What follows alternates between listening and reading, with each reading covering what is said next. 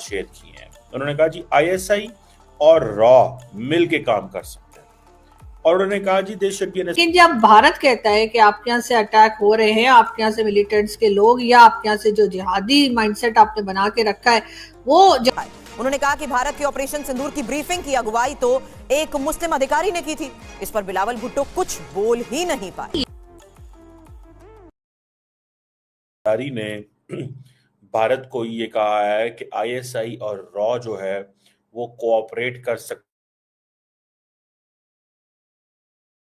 Kainchi phrase by the way जो उन्होंने explain किया है, जो उन्होंने बात की है, क्योंकि पाकिस्तान का जो डेलीगेशन है वो कल मिला है यूएन जनरल सेक्रेटरी को। पाकिस्तान का डेलीगेशन कल मिला है, वहाँ पे जितनी भी बड़ी लीडरशिप है उसको, और नॉन परमानेंट जितने भी परमानेंट सिक्योरिटी काउंसिल के मेंबर्स हैं उनको भी मिला है।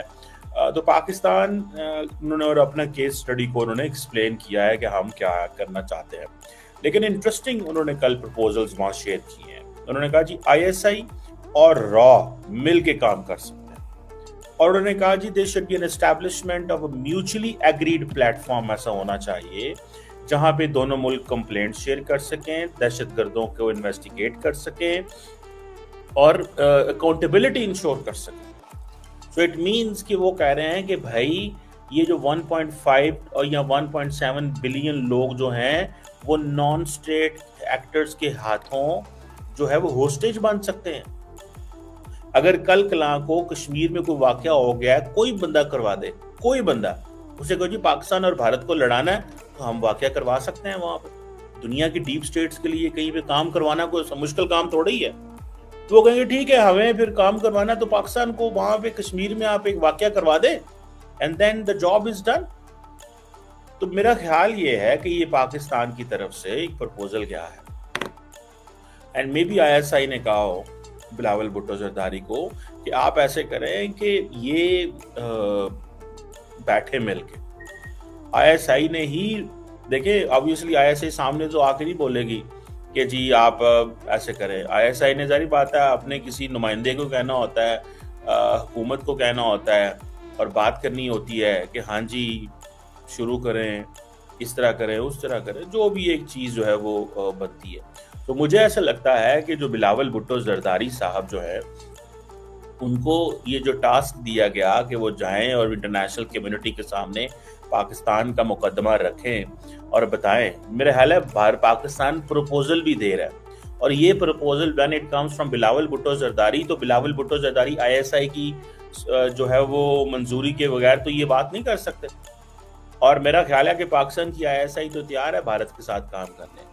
देखिए मैंने आपको बहुत पहले एक आर्गुमेंट जनरेट किया था कि at the moment it doesn't suit India के पाकिस्तान नॉर्मल कंट्री बने। The more India labels Pakistan as a terror country, terror sponsoring country, the better it is for its उसको।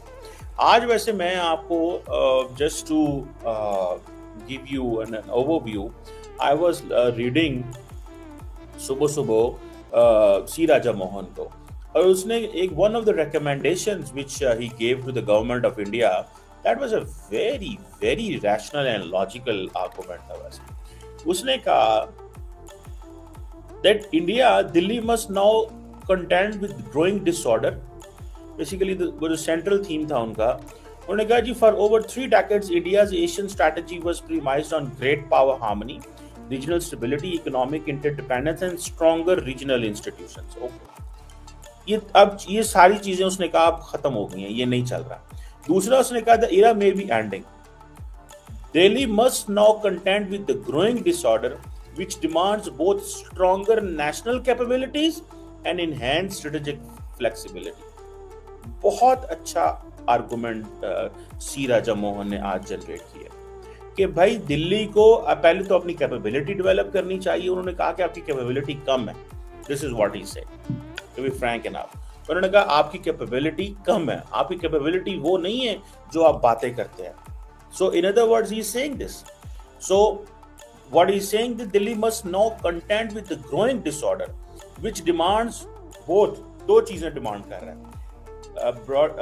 stronger national capabilities, that could be in terms of economy, diplomacy, foreign policy, national security, defence, अवाम, बेहतर lifestyle, आप वो एक पूरी national power को explain कर सकते हैं.